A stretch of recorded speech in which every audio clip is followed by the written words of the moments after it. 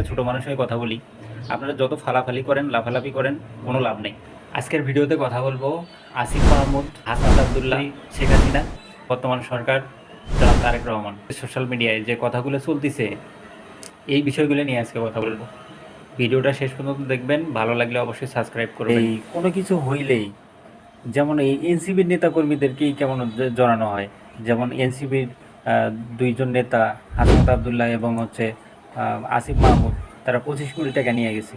আচ্ছা, এরকম তো অনেক এমপি মন্ত্রী এই দেশ থেকে টাকা নিয়ে গেছে, তাদের বেলায় তো কোনো মানে মানে জানাও যায় না এগুলা, মানে তারা যে টাকাটা নিয়ে গেছে, দেশ থেকে পাচার করে নিয়ে গেছে, এই খবরটা আপনি জানতেও পারবেন না যতক্ষণ না সে এই দেশ থেকে পালিয়ে না যাবে। এই হচ্ছে আমাদের দেশের মিডিয়া, এই হচ্ছে আমাদের দেশের সংবাদকর্মী। আসলে কি, তারা 25 কোটি টাকা নিছে, তারা কি কোন খাতে খরচ করছে সেটাও ইতিমধ্যেই তারা জমা দিয়ে দিছে ইউনো অফিসে। তাহলে আমার বুঝে আসে না যে শুধু তাদের নামগুলো কেন আসতেছে। মানে দুর্নীতি কি এই দেশে খেলে তারাই করে, এই এনসিপির নেতাকর্মীরাই করে?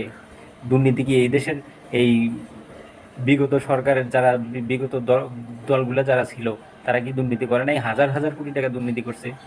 আর এরা মানে মানুষের ভালো চাইতেছে, মানুষের জন্য কাজ করতে চাইতেছে। এদের বেলায় যত সমস্যা, মানে আপনাদের কপালটা ভালো যে এই মানুষগুলাকে, এই তরুণ নেতৃত্বগুলোকে আপনারা জবাবদিহিতার মধ্যে আনতে পারতেছেন। এটা আপনি বিকাশ নগরের বেলায় দেখান, সে এই নির্বাচনের আগে কোথায় ছিল আর এখন কোথায়? তার নাকি হাজার হাজার কোটি টাকা এখন মালিক হয়ে গেছে তিনি। কিভাবে আসলো এগুলো তো আপনারা এখন প্রচার করবেন না। যখন এই দেশ থেকে মনে করেন চলে যাবে, টাকা পয়সা নিয়ে যখন মনে করেন আত্মসাৎ করে ফেলবে, খাওয়া দাওয়া শেষ হয়ে যাবে, তখন আপনারা এগুলো প্রচার করবেন যে অমুকে এত লাখ টাকা নিয়ে গেছে, অমুকে এত কোটি নিয়ে গেছে। এটা হচ্ছে আমাদের দেশের সাংবাদিকদের পরিচয়। শেখ হাসিনা চলে আসবে, শেখ হাসিনা দ্রুতই চলে আসবে। প্রায় 2 কোটি মানুষের সমাগম হবে শেখ হাসিনা যেদিন এই দেশে আসবে। প্রায় 2 কোটি নেতাকর্মী তাকে আমন্ত্রণ জানানোর জন্য বিমানবন্দরে অপেক্ষা করবে। আমি একটা ছোট মানুষ হয়ে কথা বলি, আপনারা যত ফালাফালি করেন, লাফালাফি করেন, কোনো লাভ নেই। কারণ আমরা এগুলা দেখে দেখে শিখছি আর কি, অভিজ্ঞতা হয়েছে কিছুটা। এই দেশে শেখ হাসিনা আসতে হলে তাকে আগে ইনশিওর করতে হবে সে আসলেই ক্ষমতা পাবে।